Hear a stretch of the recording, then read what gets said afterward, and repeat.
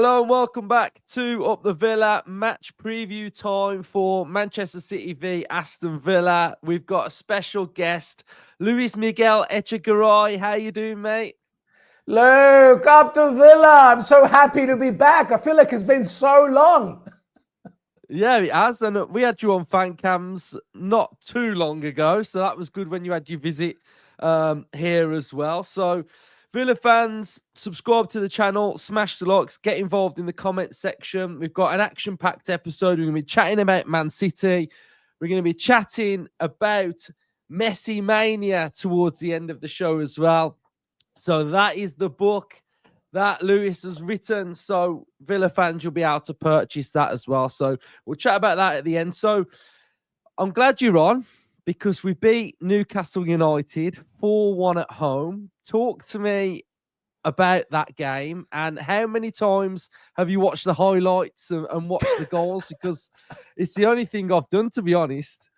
Oh my God, man. Listen, all right, let's set the scene here, by the way, because I was traveling back to New York, because that's where I live. I was in the UK last year, as you mentioned. Luckily got to be at Villa Park multiple times, but I live in New York. So I was traveling back with my wife from holiday, and I knew that I was just not going to be able to watch the game live. So I made sure to tape the whole thing. I made sure to airplane mode my phone. I landed in New York and there were like 20 text messages and I'm not looking at anything because my cousin is a massive Newcastle fan. So I didn't want anything, nothing. So I waited, didn't get back home, Luke, until like 12 a.m., like midnight, waited till my wife fell asleep and I watched the whole game live. And it took everything in me not to scream every 5 minutes. And then, as you said, I woke up the next morning, match of the day, highlights, whatever. What an unbelievable performance. Probably the best in the Premier League, because obviously the PSG win, the 3-2 win is greater than chance. But one of the best performances I've seen in recent years. It's a microcosm, Luke, of what we're seeing, which is just this train just going and keeping on going. I was so proud to be a Villa fan to watch that, by the way. Amazing, magnificent win. Yeah, we had a special week really with PSG, beating them. Unfortunately, we didn't go through. So where do you think this now leaves us going into, the final part of the season, that win against Newcastle, Man City coming up? Where do you think we are right now? Well, I mean, in terms of momentum, we are exactly where we want to be, right? You mentioned it right there. Beating PSG 3-2 in the second leg, and even though losing it overall, but beating them in that night, coming back from behind in the way that we did, to me, is a great example of just what Villa is all about under Unai Emery. But it's not just about that win. You mentioned Newcastle, of course, but before that, we just keep on going. We have an unbelievable undefeated record at Villa Park. We have an unbelievable winning record as well. I believe that we have won all of April and all of March. It's an unbelievable. You have to go to the end of February to go back to the last time where we didn't pick up full points in all competitions. And then I haven't even talked about the FA Cup, Luke. It's we're still in the semi-finals of the FA Cup, which kind of brings me to my point, really. I just think that right now, I know that there's no trophy yet, right? But at this point, as we look into the season, heading into the final matches, Man City, of course, on Tuesday, I think we're right now going through the best season I've ever seen in the Premier League, just because of the context of what's going on. The Champions League, debuted in the Champions League and the Premier League. The most wins by a debuted team in the Champions League. FA Cup semi-finals. A massive, incredible, historic winning run. I'm sure you can remind me of just how many wins we've had already because I've lost count. I mean, it's unbelievable. And the fact that we have been able to balance this as a squad, not just as an 11, is amazing. So I'm feeling very good. I know that Man City is very difficult, historically, obviously, stuff as the Etihad. But I got to be honest with you. I think that we're favorites in this game, just from the neutral perspective. We're that confident. We're that good.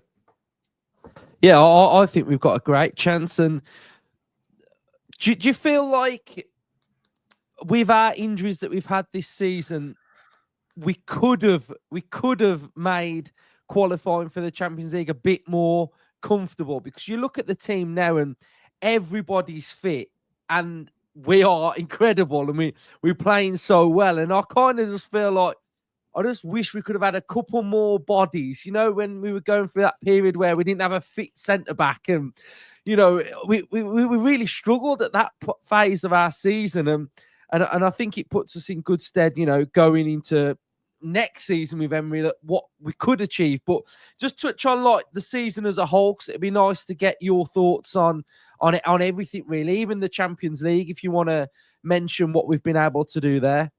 Yeah, no, for sure. I mean, listen, I think any Premier League team, not just Villa fans, will tell you that how they wish that, you know, some things went more their way. I mean, Arsenal fans can speak this a lot, right? Bukayo Saka's absence for so many months, the fact that they drew so many matches, you know, City, of course, with Rodri.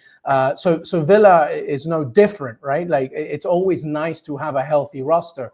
But I think I'm going to follow the voice of Unai Emery and say what he has instilled in this squad is there's no excuses. Like, next man up. If you're injured, if you're out, you know, who's up? Who's going to live up to standards? And he has created, I think, this season more so than ever. And that's why I say it's one of the best seasons I've ever seen on the Villa in the Premier League, is because he's created this competitive nature. The reason why Ollie Watkins was so angry and not starting against PSG is a good thing. He's healthily competitive because he believes that he belongs. And Unai Emery is saying, show me. And what did he do against Newcastle? He showed him. So, like, whenever there's an absence, whenever there's an injury, and I think you have a valid point specifically at the back where we really were struggling defensively from a center-back perspective.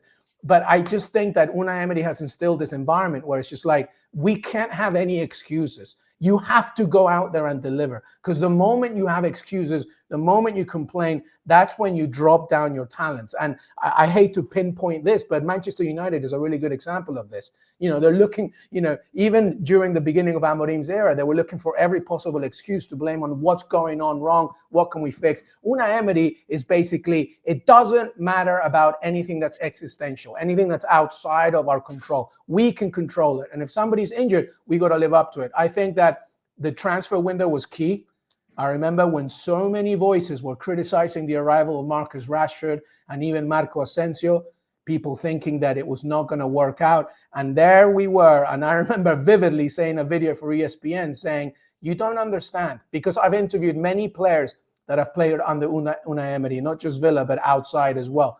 But every player that comes to an Unai Emery system either sinks by not learning what he's trying to tell you, or he shines by just going full 100% becoming a student. And that's what's happened to Marcus Rashford. You just become a complete learner under that. So I think the season overall, like I said, has been incredible. And the fact that we were able, by the way, to get a bye into the round of 16 of the Champions League is unbelievable. People forget about this. We've never been in the Champions League in the Premier League era. And look how far we've come. And we beat PSG. No team has ever scored that many goals in that fashion against PSG. Luis Enrique said it at the end of that game. He was like, listen, no team has ever manhandled us the way that Villa just did. So it's a very proud moment. And obviously, this is a marathon. It's not a sprint. I am hoping we get that Champions League spot. We have to just continue. But look, the proof is in the pudding, man. We keep on winning. So let's get those 3 points against Man City, and let's get that spot once again in the final of the FA Cup. Yeah, you're right in saying about sort of the players that Emery improving them, and I'm with you. I loved hearing Watkins sort of say that he was knocking on the door, because that's what I want him to do. You know, 100%. That makes it positive, yeah. And you know, even players that he's improved. I've seen an interview of Nicholas Jackson talking about that he's got, you know, everything to thank Unai Emery for, and we're now starting to see Ian Maatsen sort of really become Ian Maatsen, you know, and that's the Dutch Roberto Carlos, Luke. Yeah, yeah. Well, what a goal! We've got them all. But yeah, absolutely brilliant. So yeah, I can't wait for the game. So we'll talk about the game then. So Manchester City have gone through sort of like a bad season in their sort of terms of things, because, you know, winning 4 Premier Leagues in a row, you know, it was always probably going to come to an end. And Pep signed his new deal. They're going to rebuild, recycle, and probably go again next year. So what have you made of Man City this season? Well, I mean, the very beginning of their issues obviously begin with the fact, actually, it's even before the Rodri injury, to be honest with you. I think one of the biggest mistakes that Man City ever did was not immediately replace Julian Alvarez, because the moment that he left, it left Man City very empty-handed up front. No matter how good Erling Haaland is, you need way more than that, especially in a very long season. So I think that was a problem. Rodri's absence cannot be forgotten because he is that good. He really is. There's a reason why he won the Ballon d'Or. And I think that Pep Guardiola realized that there were massive holes in the midfield once he was gone. That wall kind of just like broke up. And then the other component is the fact that, Kevin De Bruyne is not getting any younger, Bernardo Silva, Gundogan. So this is an age, Kyle Walker, who went to AC Milan. So this is an aging squad. So it's the sort of golden generation of Manchester City. This was the first season where Pep Guardiola was realized we need to seriously replenish. And they had to do it in January with getting Marmoush in and Nico Gonzalez ahead of what they thought they could last until the end of the season, and that wouldn't happen. And then the final point is that this is the most competitive top half of the table that I've ever seen, period. It's just very competitive. You go all the way down to even, Brentford and Bournemouth and Fulham, and they're very, very good teams, very well coached. So Manchester City has had to deal with all of these things, and obviously with the surprising fact that Nottingham Forest has done so well and all those things. So it's been tough for Pep Guardiola, but, and we have to wait and see what happens with the outcome of the 115 charges. But make no mistake about it, Man City are going to be very hungry this summer, very angry and very ready to come back and do something. As you mentioned, Guardiola signing a new thing. So, but in terms of this game, again, I think that we should feel very confident, despite the fact that historically speaking, we don't do that well at the Etihad. But I think we've got every chance. And I look at this lineup where Guardiola is putting Nunes, as a right back, and Gavardio has to play as a center back. That center midfield, to me, is not scary at all when you compare ours. They're there for the taking. They're absolutely there for the taking. But we have to be smart, and we have to still respect the fact that they are Manchester City and they are the defending champions. Do you think Emery will have any eye on the FA Cup on Saturday, or will it be full focus for this game? Strongest, well, we don't have a strong, we have a strong 11, but like the bench is great. But do you think we could see any rotation with anything, or do you think he's just fully focused on Man City? That's a really good question, because I think the cliched answer would be no. All he's thinking about is Manchester City, everything, and he might as well. He might do. He might just start his strongest 11, the 11 that he thinks that can beat Manchester City. But I don't think that's how Unai Emery operates. I think Unai Emery operates a lineup in the same way that he operates a roster, thinking he is now in a situation where it's a roster, a squad of really talented, really hungry players.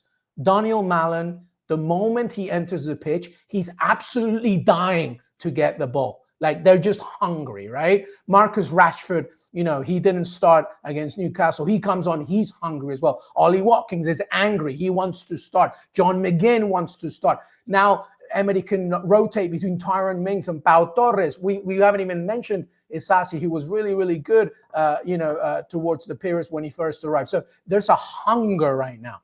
So because of that hunger, I wouldn't be surprised if Unai Emery slightly rotates this lineup. But it's all about tactics. And Unai Emery is the kind of manager that sees the opponent and sees, what's my best strategy to beat this team, right? Against Newcastle, he decided to be very selective with his press. He wanted to dominate that midfield because he knew that if Villa's midfield were able to annoy Bruno Guimaraes, which is exactly what they did, and sort of control that midfield with Bouba Kamara, etc., then he was going to take an advantage. Now, because we just played on Saturday and now Tuesday again, I do expect another change-up. I think Ollie Watkins might continue, though, because the hot hand is there and he's hungry and he's ready. It'll be interesting to see if it puts Marcus Rashford now next to Ollie Watkins on the left side of him.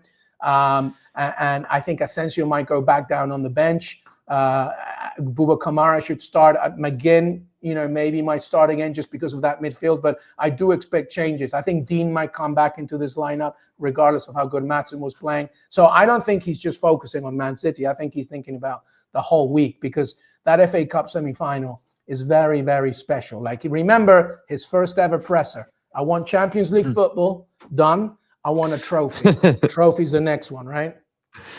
Yeah. Well, I'll get your thoughts on the FA Cup while we're on it then. So we're coming up against the team that have had our number a little bit, you know, in this season. We've not beat them. Do you think? I think it's totally irrelevant, by the way, of us not beating. I think there's been a couple of little things in there that, you know, League Cup, we rotated a lot, and Emery went 5 at the back against Palace, and etc. etc. So, where's your mindset on that? Like, because Palace at the minute, I mean, a bit of a rut with poor form as well, aren't they? So, do you just feel like it'll be Villa too strong? We make it to the final. Well, I think a really big advantage is that we're playing in Wembley. I think that not being at Selhurst Park and not being at Villa Park, like, actually is an advantage to Villa, because Unai Emery's Villa in recent years, since he's arrived, has made them accustomed to play in European competition, more neutral grounds, places where they're not in familiar. And I think that will serve Villa more than Palace, I think, because obviously, as you mentioned, they had a really good run, but now they've been exposed a little bit. And I think that's suffering a little bit for them. I think that there are key identifiers that we need to make sure we take care of. Daniel Munoz, the Colombian fullback, is tremendous, and he can really punish us if we leave ourselves open, out wide. Obviously, Mateta, despite the injury, he needs to be taken care of. Echegaray, of course, who reportedly might be a target for Villa in the summer. He's really, really important as well. So they have weapons, but I think overall, because we're playing at Wembley, and I think, this congested schedule of playing PSG, Newcastle, like all these really, really good teams, I think it's going to help Villa, because like we're now used to that level of pressure. So we need to go out there. Whereas Palace recently has found themselves exposed. Take nothing away from them. This is a semi-final of the FA Cup, and anything can happen. And Glasner can push his team to, to take it all the way down. And like you mentioned, they've actually done pretty well over Villa recently, but I think historically it doesn't matter. I agree with you. This is a neutral space, and I think it's going to help Villa. Yeah, I love it. So back to Man City then. We have to talk about a certain Man City player every time we play them, because, he went there and he left us, Jack Grealish, and we've spoke about the rebuild at Man City. I'm going to ask you a question. Is Jack Grealish part of that Man City team to rebuild, or does he need to leave? I think Man City will be listening for offers for Jack Grealish. I think there will be a conversation between Pep Guardiola and his coaching team and Jack, and I think they'll come down and sit down, and I think that and Jack's representatives, and I think they'll say, listen, we need a massive rebuild if we want to reclaim this Premier League title, because obviously it's going to be Liverpool sooner rather than later. And I think Guardiola is going to do a lot to rebuild this situation. I don't think Jack Grealish will be part of that rebuild. I think they'll be respectful to him. But at the same time, Jack wants to play, right? He didn't even come off the bench against Everton. It's clearly that it's not working out for him. So I think Jack will go. And I know what your next question is going to be. Do we want him back? Go on then. Well, listen, I mean, every Villa fan has a very soft spot for Jack Grealish. This is a lifelong Villa fan. This is a kid that started everything with Villa. He has done so much. He's given us so much. He played and helped us come back from the Championship. I still remember vividly the heroism that took for Jack Grealish to come out with the winner against Birmingham City when he was attacked by one of their fans. Like, that requires a certain level of mental fortitude, and it's more than that, right? He is such a Villa fan, and that will never leave him, and it's important to understand that. But I don't think Unai Emery, I think there's other priorities other than somebody like Jack Grealish. As romantic as it could be to have him back, I think Unai Emery has a different list. Emery obviously loves the club, and he understands the relationship that certain players have with the club. But for him, the most important thing is, how can I make Aston Villa stronger? And I think that, for the price that we need to get, for the type of players that we need to get, I think there's other players probably that are going to be ahead of that. But I don't see Grealish at Man City next season, that's for sure. Yeah, I agree with you, really. So, Messi Mania, then. My first question is going to be, what's it like talking to Messi? Because, I mean, like, the greatest player ever. Like, how can you even stay composed to? I don't know, it's your job and you're professional, but God, like, there's got to be some people where you're just like, oh my God, it's Messi. Like, it's not just anyone, is it? Well, I took a sedative right before I entered that room. No, only kidding. You're right. I mean, I've had the pleasure in my career to interview some great players: Sergio Busquets, Karim Benzema, Sadio Mane. The list goes on, right? But this is different. This is, as you mentioned, to me, the greatest player that the game has ever seen. And it was just an absolute dream. I had to be a professional, and it was an honor because it was the first interview that he did when he arrived to Inter Miami for a non-rights holder, and so it was a real honor to interview him. But he enters the room, and it's almost as if he doesn't realize that he's Messi. Like, he's very humble, very quiet, and you look at him and he's not an imposing figure. This isn't Cristiano Ronaldo, pumping out his chest. This is Lionel Messi, 5'7", 5'6" of him. He's introverted by nature, but he's very smart. He listens to every question and he takes his time in answering you, and he really pays attention to what he wants to say. And at the end of the interview, actually, I said, hey, by the way, I'm a lifelong Villa fan, and I know that you're good friends. And before I even finished the sentence, he was like, hey, say hello to Dibu for me. Like, he's just he's a very nice guy. And then, he leaves the room, and then my wife texts me and says, how was it? And I was like, I think I interviewed Messi. I really can't. It felt like an out-of-body experience. Like, I didn't realize it was happening. So it was professionally the greatest moment of my career. So it's like my wedding. Interview with Messi. So talk to me about the book then. How did it come about? What's it about? And what can people expect from it? Yeah, thanks, Luke. So the book, Messi Mania, I like to think of it as three things. One of them is his life story. So I write about Messi's entire life story, things that perhaps people don't know about.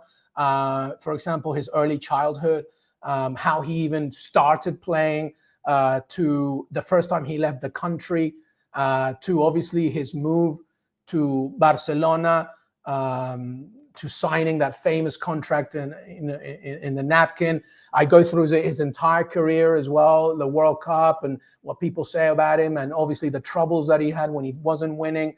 But then that's the first part. The second part is his arrival to Miami and the United States and the impact it had on America.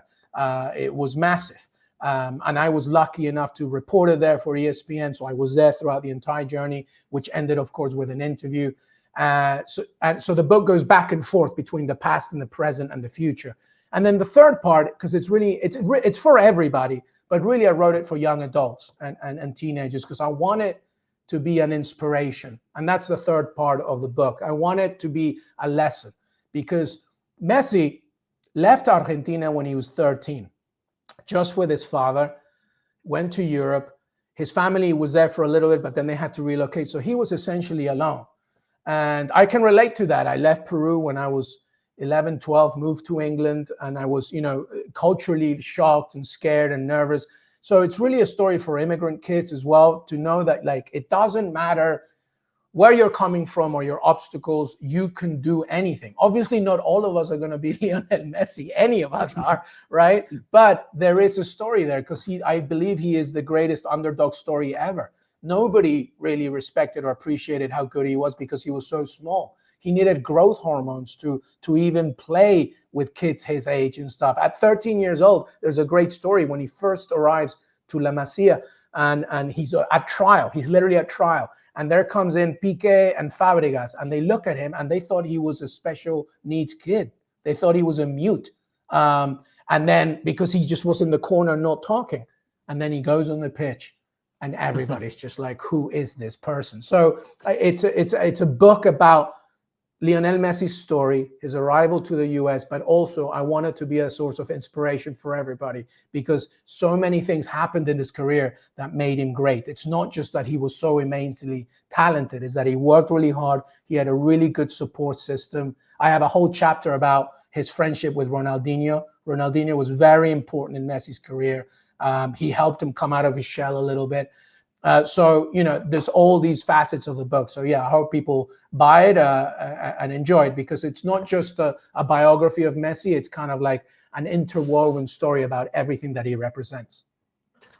Absolutely amazing. I'm going to read it. Villa fans, Man City fans, you can as well. I'll put it in the description. And yeah, there's a big part. Look, there's a big part about, you know, Pep Guardiola and what he did for Messi. You know, Messi had his best moment of his Barcelona career with Pep Guardiola. Under Pep, Barcelona won 14 trophies. Messi became the all-time scorer of Barcelona during that time. Guardiola changed his diet, his mode of playing. You know, so many great things happened there. So yeah, you know, City fans, is one for you as well. Love it. Right, so we'll finish up then on, we're going to go for 2 score predictions. I want your Man City one, and then I want your one for the FA Cup then. So take it away.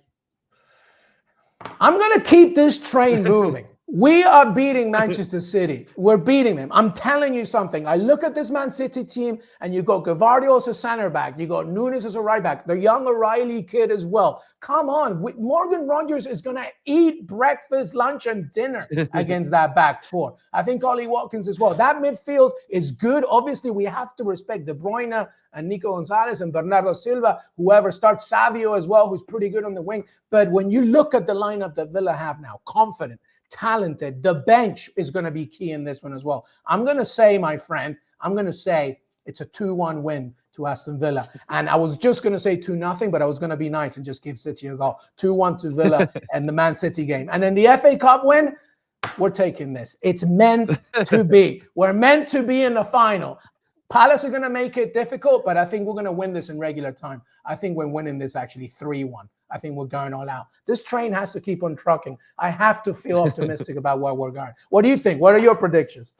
I think we beat Man City.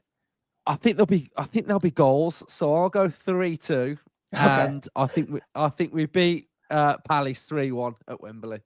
Yeah, and I'll tell you, 3-1. Yeah, so you're with me then. Yeah. I love it. We're doing it. We're doing it. Right. It's been great chatting to you. Great having you back on the channel. Villa fans, buy the book and up the Villa. Up the Villa. Thanks so much, Luke. And here's up the Villa, to the greatest club the game has ever seen.